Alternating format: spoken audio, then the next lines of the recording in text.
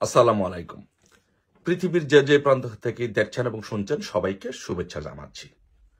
So আমাদের ব্রাহ্মণবাড়িয়া এবং ভৈরব কিশোরগঞ্জ ওই অঞ্চলের একটা প্রচলিত কথা আছে যে কেসকেবান্দির ভূতের নাম সুলতান খা, যেটা আমাদের ছাত্রলীগের সভাপতি ফজলু ভাই যে কথাটি বলেন।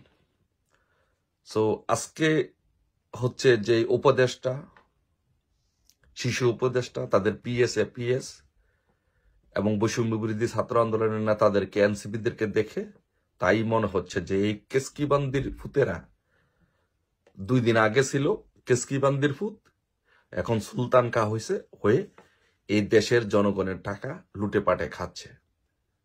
এবং তাদের চিত্রটা আসন দেখি যে কেসকিবান্দির ফুতেরা যে সুলতান খা হয়ে আজকে আপনাদের দেশের কত টাকা লুটপাট করে খাচ্ছে, কে কত টাকার মালিক হয়েছে। আসুন একটু দেখি, একটু উদাহরণ দেখি।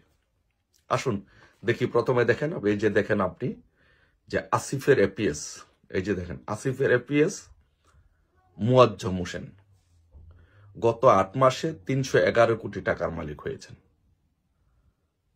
এবং সুইজারল্যান্ডে উনি বাড়ি ক্রয় করেছেন। ডেইলি স্টার পত্রিকার মতো পত্রিকা এবং বিভিন্ন পত্রিকায় নিউজ হয়েছে। দেখো আপনি দেখেন যে একজন এপিএস 8 মাসে 311 কোটি টাকার মালিক হয় এবং সুইজারল্যান্ডে বাড়ি ক্রয় করে। এ হচ্ছে কেসকিবান্দির ভূত নাম্বার 1। আসুন কেসকিবান্দির ভূত নাম্বার 2 সুলতান খার অবস্থা দেখে যে কি হচ্ছে। তার নাম হচ্ছে গাজী সালাউদ্দিন তানবীর। উনি ডিসি নিয়োগ করে এবং পাঠ্যপুস্তক কেলেঙ্কারি করে 400 কোটি টাকা কামিয়েছেন। এই যে দেখেন, দেখলে মনে হবে যে না এটা বিশাল মাওলানা, যে মক্কা শরীফের হেরাম শরীফে মনে হয় যে নিয়মিত নামাজ পড়ান।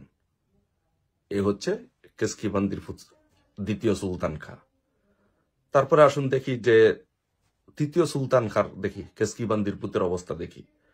যে স্বাস্থ্য উপদেষ্টা নূরজাহান বেগমের পিএস তুহিন, এই যে তুহিন, সে 100 কোটি টাকা দুর্নীতি করেছে এই অল্প কিছুদিনের মধ্যে। এ হচ্ছে কেসকিবান্দির পুত 3। আসুন কেসকিবান্দির পুত 4 নাম্বার দেখি। সর্বশেষ আজকে যেটা বের হয়েছে যে নাহিদের সাবেক পিউ 150 কোটি টাকার মালিক। এখন চিন্তা করেন যে একজন পিএস এপিএস পিউ, এই যে দেখেন পিএস এপিএস পিউ 150 কোটি টাকার মালিক হয়, 100 কোটি টাকার নিচে কেউ না। এই হচ্ছে তাদের দুর্নীতির চিত্র।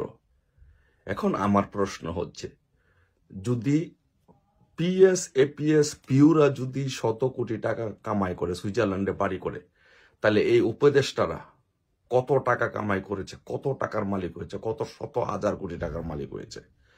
তারপরে কেসকিবান্দির ফুত সার্জিস, হাসনাত, এদের অবস্থা তো আপনারা দেখেছেন কিভাবে বিশাল বিশাল। হান্নান মাসুদ আর কেসকিবান্দির ফুত এখন বিশাল সুলতান খা হয়ে গেছে। এই যে দেখেন কেসকিবান্দির ফুত হান্নান মাসুদ ওই এলাকার সবচেয়ে নিম্ন মধ্যবিত্ত পরিবারের সন্তান।